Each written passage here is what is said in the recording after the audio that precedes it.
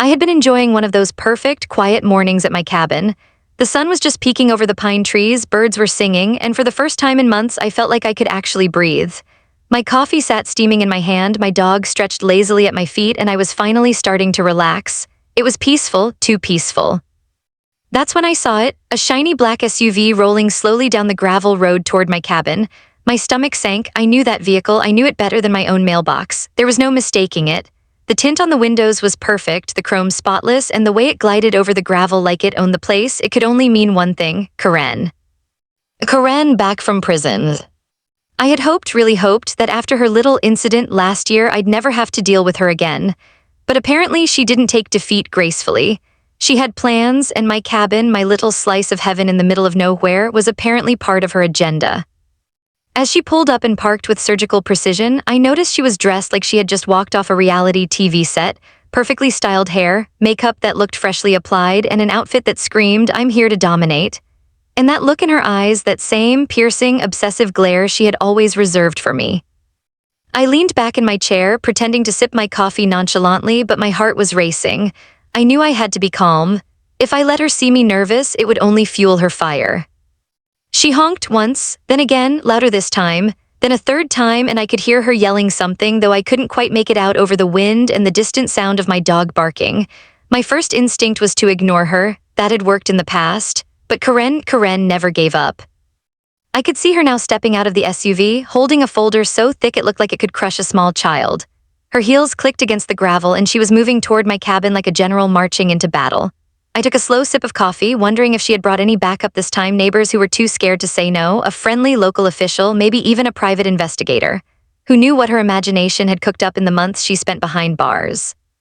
When she finally reached the porch, she leaned forward, pointing at the cabin like she was marking it as conquered territory. "You, out of code?" she yelled. I blinked. Out of code? I wasn't even sure what that meant, but I had a feeling it was serious in her mind. I opened the door slowly, letting her words wash over me while I tried to gauge her mood. Her hair was perfect, but there was a twitch in her hand, a wildness in her eyes. She wasn't here to chat politely. She was here to dominate, intimidate, and possibly start a feud that could rival a daytime soap opera. "Karen," I said, keeping my voice light, almost amused. "Long time no see." Her eyes narrowed. "You think this is funny?" she snapped, waving her thick folder like a sword. "You're violating every HOA rule known to man, and you're going to pay for it." I leaned casually against the doorframe, pretending to consider her words. "Every rule?" I asked, "including the one about the mailbox not matching the house color." She stopped in her tracks, a vein bulging in her temple. I could practically hear her brain working overtime to find a reason to explode. That doesn't matter," she stammered. I shrugged. "Well, I guess I'm lucky then." Her mouth opened as if to respond, but instead of finishing her threat, she spun on her heels and stomped back to the SUV. I thought maybe, just maybe, this was the end of it, but then she honked. Again, and I realized something important. She wasn't leaving until she got what she wanted, and that meant war of the HOA kind. I went back inside, trying to calm my racing heart. My dog stared at me like I was crazy, probably questioning my life choices. I sipped my coffee and tried to remind myself, I've dealt with Karen before, I can handle her. But deep down, I knew this wasn't going to be easy, not by a long shot. Because this time, Karen wasn't just a nuisance. She was back, fully recharged, and apparently willing to do whatever it took to reclaim the title of most obsessive HOA president in history. And my little cabin, well, it was right in her crosshairs. And I had a feeling that, by the end of the day, nothing would be the same. The doorbell rang again that afternoon. I froze for a moment, coffee in hand, wondering if my nerves were playing tricks on me, but no, it wasn't my imagination. Karen was standing there, folder in hand, looking like she had trained for this moment her entire life. I swear she had this expression that said, "I'm about to ruin your day, and I will enjoy every second." I opened the door, trying to keep my tone casual. "Back so soon?" I asked, my eyebrows raised in faux surprise. She didn't even blink. Instead, she leaned forward, practically shoving the folder into my chest. Papers scattered everywhere, fluttering like terrified birds across my porch. "Do you have any idea how many violations you've accumulated since my absence?" she shouted, her voice a mixture of fury and disbelief. "This cabin, this disgrace, is a threat to the HOA. Every inch of it is illegal." I picked up a sheet and squinted at it. "Illegal?" I said slowly, reading the first line. "Apparently my mailbox is the wrong shade of gray. I didn't realize gray came in criminal and non-criminal versions." Her face twitched. I could almost hear the steam rising from her ears. Do not mock me, the grass, the fence, that barbecue pit, it's all against the rules. I glanced down at the grass. It was a little long, sure, but alive. My fence was leaning slightly because nature does what it wants. And the barbecue pit, well, I had only used it twice this summer. Somehow, in Karen's world, twice was clearly a crime worthy of imprisonment. I leaned against the doorframe, trying to hide my grin. I see, and you brought all this from prison? I asked, waving vaguely at her folder. She scowled like I'd personally insulted her family. I've been monitoring everything from afar, and now I'm back to enforce order. You will correct every violation immediately, or else. I tilted my head, studying her. The or else hung in the air like a dramatic TV threat, but all I could think was, this woman really should write novels. Or else what? I asked, letting my voice drip with mock concern. She froze, her eyes narrowing. She didn't answer at first. Then, with a sudden burst of theatricality, she waved her finger at me like a judge passing a death sentence. Or else I will report you to the HOA, you will be fined, you will be evicted. I almost laughed out loud. Evicted? I asked. Do you know how many forms, approvals, and ridiculous steps that would take? You can barely send a proper email, Karen. I think we both know how this is going to go. Her jaw dropped, and I could see the gears turning in her head. I had this fleeting image of her in a boardroom, packing and talking to imaginary allies, plotting to finally defeat me. I tried not to picture it too vividly, it was almost too funny. She turned on her heel abruptly, stomping back toward her SUV, but paused dramatically halfway across the porch. You haven't seen the last of me, she screamed. Her voice cracked slightly on the high note, which I pretended not to notice. I watched her storm off, shaking her head in frustration, muttering under her breath about bylaws and illegal structures like some kind of obsessed poetry. I went back inside, gently setting my coffee on the counter, and let out a long sigh. This is going to be a long summer, I thought. I knew Karen didn't just fade away when she got her way, or when she didn't. She came back with a vengeance, and the HOA rules were just her excuse to terrorize anyone who dared to breathe in peace on their own property. I walked over to the window and watched her SUV disappear down the road. My dog stared at me with that judgmental look only dogs can give, as if to say, you're really going to deal with this again, aren't you? I patted him on the head. Yeah, buddy, buckle up, it's about to get interesting. And deep down, I knew she was already planning her next move. She always did. But so was I, and if she thought that showing up and waving some papers around would scare me, she had another thing coming. Because if there's one thing I'd learned from dealing with Karen before, it's that patience, humor, and a little cleverness go a long way against even the most obsessive HOA tyrants. And this was just the beginning. I thought after that first confrontation, maybe Karen would take a breather. I was wrong, dead wrong. The next morning, I opened my mailbox and found it overflowing, an avalanche of letters, flyers, and forms so thick they practically toppled over when I tried to lift them. My phone started buzzing like it had a vendetta, notifications piling up faster than I could read them. HOA emails, texts, even one at 2 a.m. that simply said, "You're out of compliance, again." I almost dropped my coffee from sheer disbelief.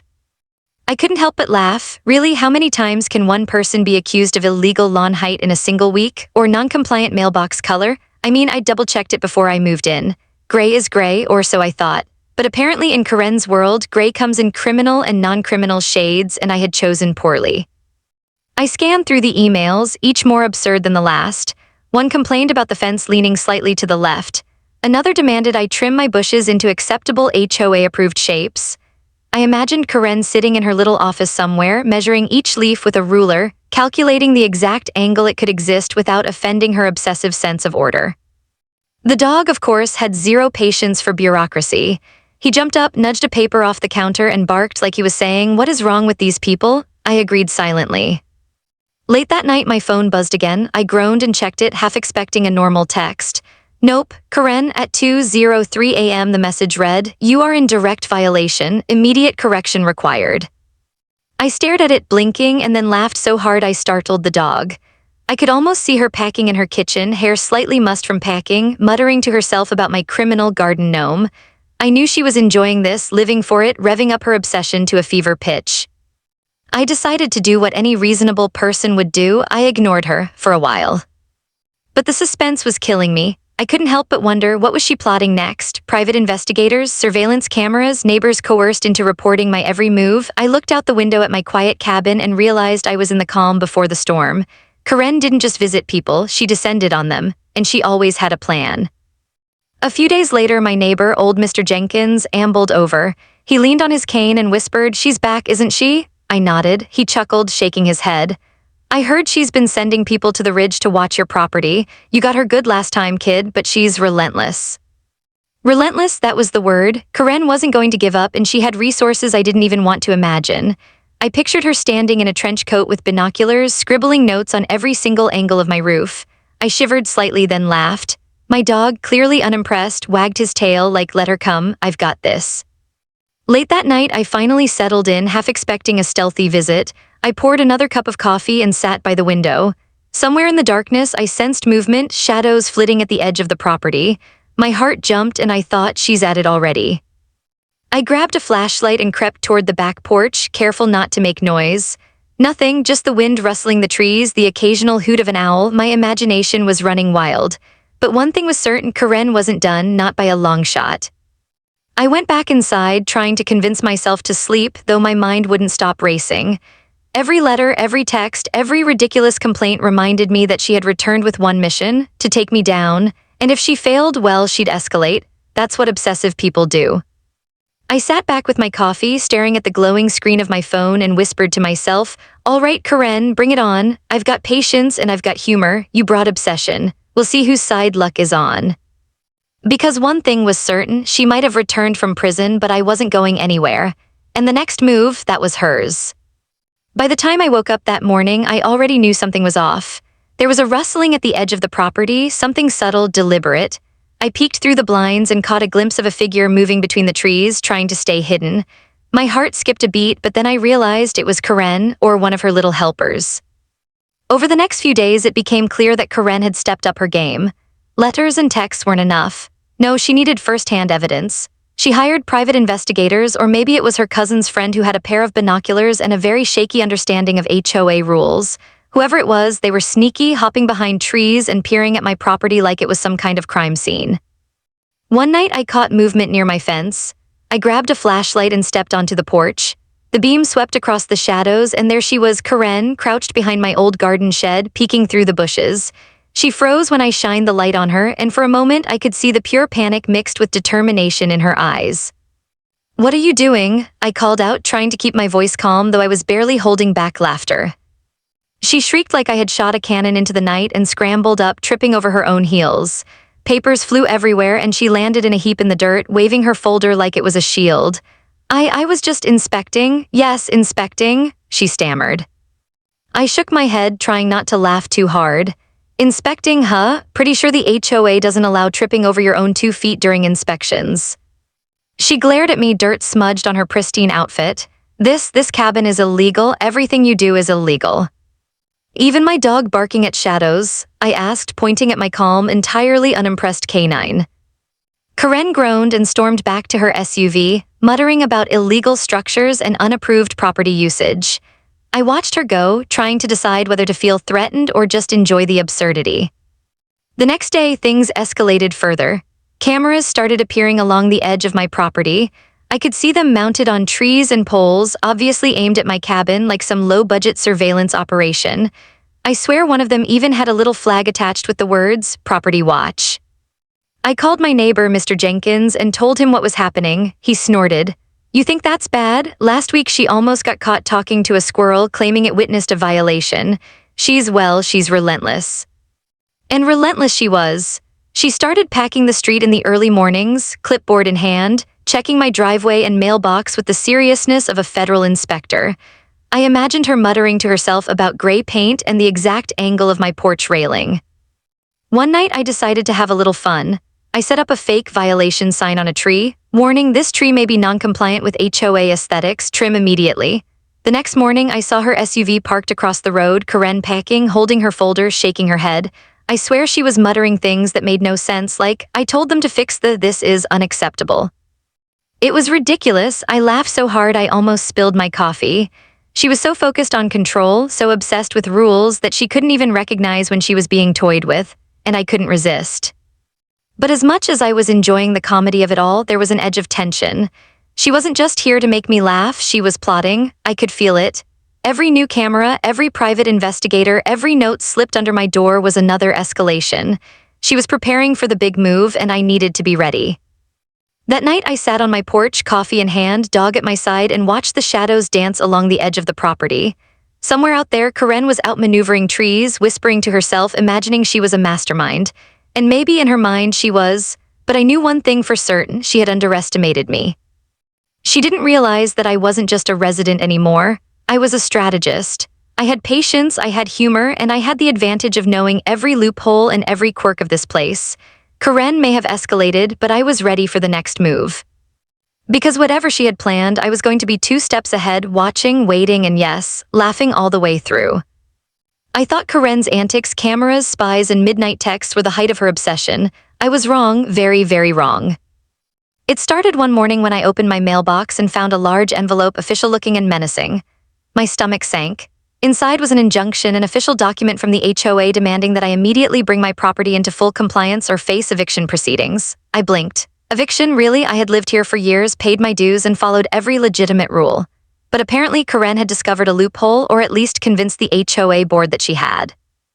I stared at the papers for a long moment, trying to process it. Then I laughed, out loud. My dog tilted his head. "Don't worry, buddy. This is just the next episode in the Karen saga." Soon after, I received a call from a lawyer, someone highly recommended by a neighbor. She had a sharp wit, an unshakable sense of humor, and most importantly, a deep understanding of HOA law. We laughed over the phone when I explained Karen's antics. "She never changes, does she?" my lawyer said. "I'll make sure she learns that some rules are meant to protect property owners, not torture them." Court was scheduled for the following week, and Karen arrived like a storm. She strutted in with her folder clutched like a shield, heels clicking with authority, clearly imagining the courtroom was her battlefield. She flashed that victorious smirk she always thought could intimidate anyone. I resisted the urge to wave and smile. The hearing began, and she launched straight into her complaints. The judge listened patiently as Karen rattled off violation after violation: mailbox color, grass height, fence lean, garden ornaments, everything. She spoke with the intensity of a general delivering war orders, fully convinced that I was guilty of some great universal crime. I stayed calm, letting her rant. Every time she gestured wildly, I mentally counted it as a point scored for humor. Somewhere in the back of the courtroom, I thought I saw a couple of the HOA board members exchanging nervous glances. Even they had to admit that Karen had escalated. When it was my turn, I presented my evidence: photographs, receipts, HOA rules, and a detailed timeline proving that every alleged violation was either corrected, allowable, or simply misunderstood. I stayed calm, steady, and confident. The trick was not to argue emotionally. Karen would win that battle, but to show the truth clearly and legally. The judge raised an eyebrow at Karen's dramatic interjections and sighed several times. I could practically hear him thinking, "Here we go again." And then, slowly, methodically, he began to dismantle her claims one by one. Karen's face twisted with disbelief. She leaned forward, whispered to herself, waved her folder frantically, but the judge wasn't swayed. Her fury was palpable. Every page she waved, every finger she pointed, every dramatic sigh, none of it mattered. I had the law, the facts, and a little patience on my side. By the end of the session, the judge ruled in my favor. Karen's injunction was denied, and she was warned about abusing HOA authority. I kept my composure as she stormed out, muttering about "this isn't the end." I stayed seated, calmly sipping my coffee. My dog wagged his tail, victory small but sweet. As the courtroom emptied, I reflected on the absurdity of it all. Karen had returned from prison full of fire, ready to take me down, armed with papers, spies, and ridiculous rules. But none of that mattered when I stayed calm, played by the rules, and had a lawyer who understood the system. The sun was setting outside, casting long shadows across the court steps. Karen's SUV disappeared in the distance, though I knew she wasn't done. She never truly gave up. She would escalate again, probably in some even more ridiculous fashion. But for now, I had won. I walked home, coffee thermos in hand, dog trotting happily beside me, and thought, sometimes the best revenge isn't rage, it's patience, humor, and knowing the rules better than your opponent. And deep down, I knew this battle was far from over. Karen might have lost this round, but she was still out there planning, scheming, and obsessing. I would have to be ready for her next move. But for now, peace. After the court ruling, I thought maybe Karen would take a step back. I was naive. Of course she didn't. Karen never did anything halfway, and her obsession with my cabin was now reaching legendary proportions. I knew it, I felt it in my bones. It started with subtle signs. Little things I noticed around the property. A branch bent suspiciously as if someone had been using it to peek through a window, footprints that didn't belong to my dog, and that faint whirring sound of cameras clicking somewhere in the shadows. She was watching, always watching. But here's the thing Karen didn't know, I had a secret advantage. Something she had completely overlooked. When I first bought the cabin, I had spent hours reading the HOA bylaws, memorizing every clause, every loophole, every technicality, and now it was about to pay off. The next morning, she showed up again, freshly manicured nails gripping her clipboard, hair perfectly styled, eyes blazing with the same fury she'd always had. She strutted up to the porch, ready to unleash a tirade about some new violation she had concocted. But before she could open her mouth, I stepped forward, calm as a summer breeze. "Good morning, Karen," I said casually. "Lovely day for inspections, isn't it?" She blinked, startled by my tone. Usually I cowered or at least looked intimidated, but not today, not this time. "I noticed your complaints about my fence leaning," I continued. "Turns out, according to Section 7.4 of the HOA Code, fences are allowed a variance of up to 2 inches. My fence leans 1.5. Her jaw dropped. That doesn't matter," she sputtered. "Oh, it does," I said. "And the mailbox color, fully compliant with the latest update from 2023. Even the HOA inspector approved it last year. You probably missed that memo while you were otherwise occupied." Her hands trembled slightly as she flipped through her notes. She was muttering something about technicalities and loopholes that didn't exist. I could see her fury building, the classic storm brewing in her eyes. And then I revealed the kicker. "By the way, Karen," I said, lowering my voice for effect, "any attempt to block my access to this property or interfere with its use will result in fines against you, not me. You might want to reread Section 12.8 of the HOA rules." Her eyes widened. She had completely missed this clause. Every fiber of her plan, every argument, every dramatic gesture she had prepared rendered useless. I could see her confidence crumbling little by little. She tried to argue, to pivot, to invent new violations on the spot, but I stayed calm. I let her ramble, I let her sweat. She was trying to wield authority she didn't really have, and it was working against her. The neighbors watched from a distance, some stifling laughter, others cheering silently for me. Karen was unraveling in front of them all, muttering things that made less sense with every word. I couldn't help but enjoy the irony. She had come back from prison thinking she'd found a cabin ripe for conquest. Instead, she walked straight into a trap of her own obsession. By the afternoon, she stormed off again, muttering threats under her breath, clearly plotting her next move. But this time I wasn't worried. I had the law on my side, I had the facts, and more importantly, I had patience. I sat on my porch with a cold drink, dog at my side, watching the horizon. The wind carried the faint sound of Karen's SUV disappearing down the gravel road, leaving me with a rare moment of peace. I thought about everything that had happened, the letters, the texts, the spies, the late-night surveillance, and realized something. Karen had underestimated me at every turn, and that was her greatest mistake. Because when obsession meets preparation, the obsessed one rarely wins. And I had prepared for this battle long before she ever stepped foot back into the neighborhood. As the sun dipped behind the pines, casting long shadows over my cabin, I smiled. Karen had power, she had energy, she had determination, but I had patience, knowledge, and humor, and today those 3 things had won. But I knew the storm wasn't over. Karen was still out there, simmering, planning, and thinking she could strike back, and I would be ready, always ready. Because some battles aren't won with anger, they're won with strategy. And strategy, as I would prove, is far more satisfying than rage. Just when I thought Karen might finally give up, she showed up again. This time, she wasn't subtle. The SUV screeched down the gravel road like a siren warning of impending chaos, and I could already feel the tension in the air. She had that familiar look, the one that said, "I have a plan, and you will regret everything." I stepped onto the porch, coffee in hand, dog trotting at my heels, trying to appear calm. Karen didn't even notice me at first. She was too busy dragging a massive stack of papers out of her SUV, probably a dozen new violations she'd dreamt up overnight. She had her clipboard, her measuring tape, and worst of all, her infamous sense of righteous fury. You are in violation of multiple HOA codes," she shouted, her voice echoing across the trees. "And this time there will be consequences." I blinked, keeping my tone casual. Consequences like what, another 2 a.m. text? She scowled, ignoring my sarcasm. This was it, her final move. I had a feeling she had gone all in, hoping to intimidate me or perhaps force me off the property once and for all. She stomped around the yard, pointing, measuring, and occasionally muttering to herself. I had no idea how she kept track of all her imagined infractions, but somehow she believed she could win with sheer intensity. Then she tried her boldest stunt yet. She backed her SUV into the driveway, blocking my cabin's main entrance completely. I couldn't believe it. She really thought this would force me out. The audacity of it made me chuckle. I walked over casually, dog by my side, and leaned on the hood of her SUV. "You know, Karen," I said softly, "blocking my driveway isn't exactly legal. And remember that section 12.8 I mentioned?" Her eyes narrowed. I don't care," she spat. "This is my victory, you will leave." I raised an eyebrow. "Really? Because I think you might be violating some rules yourself." Her face twitched as I calmly pointed out that her SUV was now parked illegally, obstructing access and potentially subject to fines. She blinked. Her victory was crumbling before her very eyes. Then the universe decided to add a little irony to the situation. A tow truck summoned by one of the amused neighbors pulled up silently behind her SUV. Before she could react, the driver hooked her vehicle and began to haul it away. Karen's jaw dropped. Papers flew everywhere as she screamed, stomped, and waved her arms like a tornado of fury.